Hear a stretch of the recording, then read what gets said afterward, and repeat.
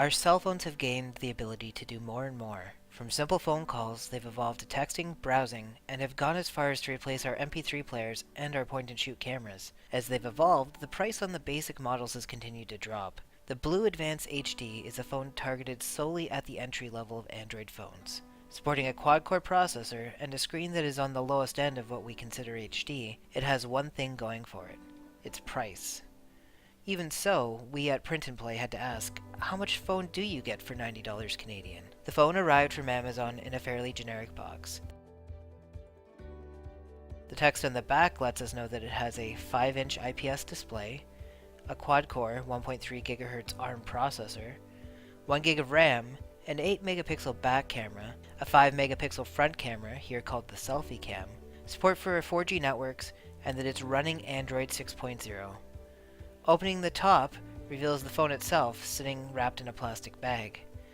The Blue Advance HD is slightly thicker than most modern phones, but feels solidly built. The screen plastic contains the same information contained on the back of the box. Unpacking the rest of the box, we find a standard micro USB cable, a set of pretty generic headphones, a 5V 1A USB power adapter, the battery, a silicone bumper case, and a static cling screen protector.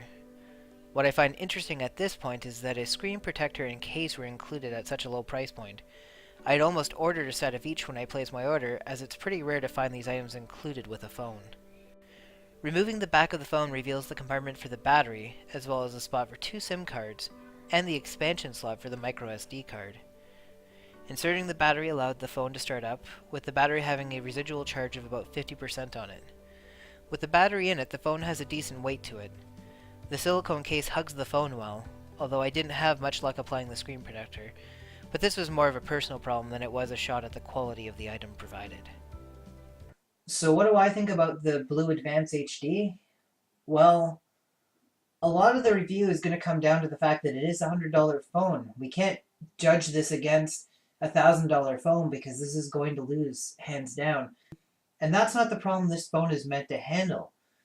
This phone is meant to be an entry-level phone for people that can afford something higher up. So it could be somebody who's got a phone that's on contract that's been destroyed and they need a phone to tide them over. The performance of this phone was honestly a little bit better than I was expecting for a $100 phone.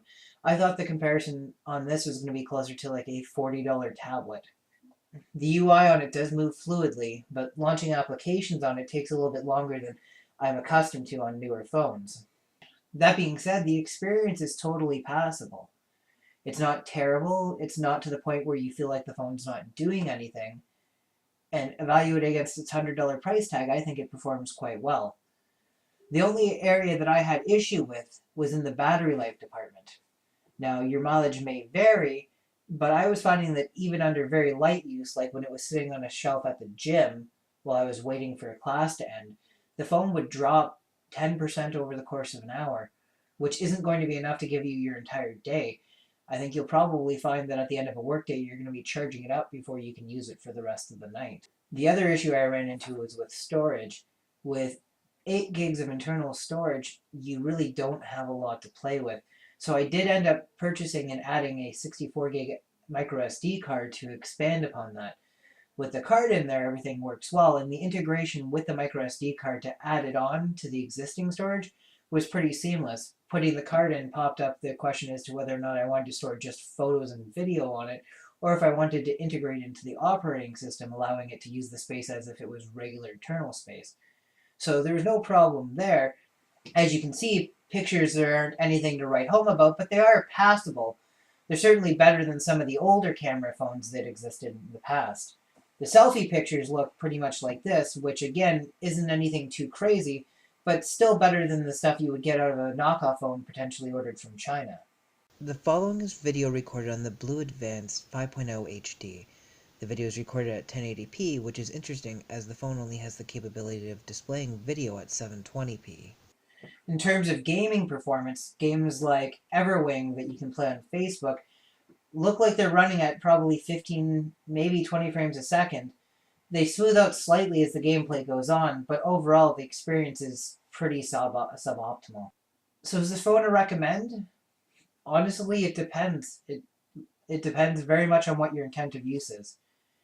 You can get a phone for a bit more used that's going to give you better performance, but you don't know the history of that phone. With this phone here, you're getting a brand new phone that's got warranty. It comes with a silicone case and with a screen protector, which would be an extra $40 or $50 on their own. So if you evaluate it like that, this phone costs more like $50 versus the 90. If your goal is to replace a phone that you currently have that is broken because you don't have the money to buy something newer and you're on contract, then yeah, this will definitely fill that gap in.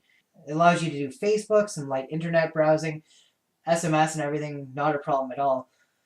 The screen is on the lower end of HD. It's only 720p, and in a day and age where we're getting 2K and 4K displays on our cell phone, that may be a bit of a deal breaker for some. If you're looking for a phone to give to your kid that allows them to do all the smartphone-y type stuff, but you're not going to be heartbroken if they break it or lose it, $90 is a lot better to lose than to lose a few $100s on a new iPhone. So I think there is a market that they're targeting with this, and I think that it fits into that niche quite well. In terms of a rating, I would put it between a 6 and a 7 out of 10. It's not a perfect user experience by any means. It's not blazingly fast, nor is it terribly slow. But it is a bit better than what you think you're getting when you pay for it, I think.